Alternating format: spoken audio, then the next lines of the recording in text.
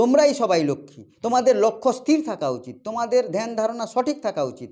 সেখান থেকে লক্ষ্য যদি তোমাদের ঠিক থাকে তাহলে টাকা পয়সা ধন রত্ন সব কিছু ঠিক থাকবে, তোমরা আনন্দে থাকতে পারবে। কিন্তু সেটা তো কোনো গুরু পুরোহিত আমাদেরকে কোনো দিনই বলে না। তারা বলে পূজা করার পরে তোমরা তোমার মনোবাসনা তিনি পূর্ণ করবেন, যাকে পূজা করছো তার কাছে চেয়ে নাও।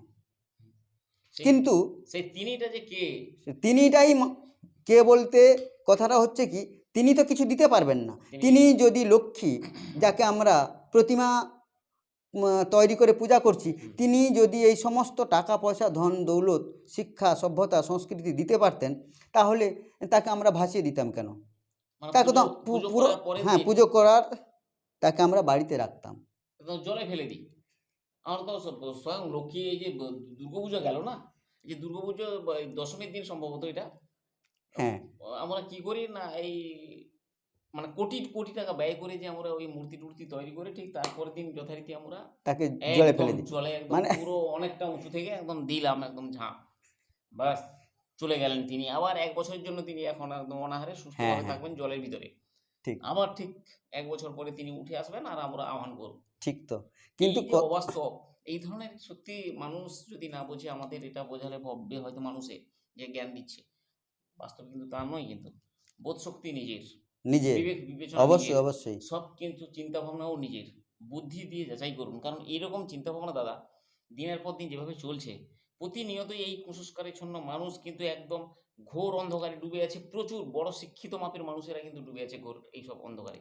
বোঝাতে গেলে মানুষ ভাবে প্রচুর জ্ঞান, কিন্তু তিনি নিজেই একটু যদি বুঝে দেখেন ব্যাপারটাকে, তাহলে নিশ্চিত এই ধরনের সমস্যাগুলো হতো না আশা করি। ঠিক তো। আরে ওই যদি ওই সমস্ত পুতুল অনেক কিছু দিতে পারতো, তাহলে আমরা ওটা ফেলে দিতাম কেন? তাকে তো আমরা বাড়িতে রাখতাম, যত্ন করে রাখতাম। এই যে অনেক কিছু দেবে ও, আমরা ফেলে দেবো কেন? কিন্তু দেখো চালাকি করে যাচ্ছে গুরু পুরোহিত বা ব্রাহ্মণরা। কেন? ও জানে, বা যারা দেবতা বা দেবী গড়ছে আয়ের জন্য গড়ছে, ওরা তো ব্রাহ্মণরা ভালোভাবে জানে যে কিছু দিতে পারবে না, সেই জন্য তো সে আমাদের কাছ থেকে চেয়ে নিচ্ছে।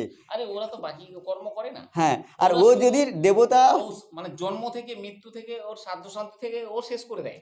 হ্যাঁ, একটা পরিবার শেষ হয়ে যায় একমাত্র ব্রাহ্মণার ওই মানে যে ঠিক যারা ওই পুরোহিত যারা আছেন, অবশ্যই তিনারাই কিন্তু প্রথম থেকে শেষ পর্যন্ত তিনারা দেখুন, একটা বাড়িতে একটা সন্তান জন্ম থেকে আরম্ভ করে মানে তার মৃত্যু পর্যন্ত যতগুলো নিয়ম শৃঙ্খলা নিতেই থাকে, সারাটা লাইফ সে নিতেই থাকে আপনার বাড়ি থেকে। তারা কষ্ট করে উপার্জন করবে না, কষ্ট করে মাঠে ঘাটে গিয়ে ক্ষেত খামারে খাটবে না, কষ্ট করবে না, মানুষকে ভ্রান্ত ধারণা দিয়ে ব্যাস এইভাবে উপার্জন করবে।